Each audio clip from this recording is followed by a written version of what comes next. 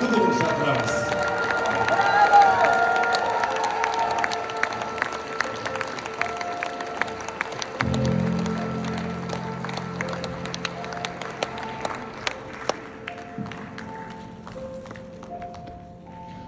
Қадірлі достар,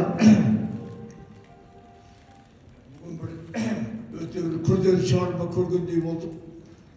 Мына Парасат майдан деген менің повесімдегі бұл енді көзқарастардың майданы ғой.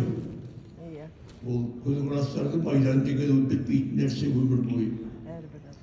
Ал енді менің ойым әдетте сахнада іс-әрекет қимыл болу керек. Ал енді адамның ішкі жан дүниесіндегі күйзелістерді, жан дүниесіндегі толқыныстарды оны қалай сахнаға шығаруға болады деп мен әуелде таңғалғаны біраз осы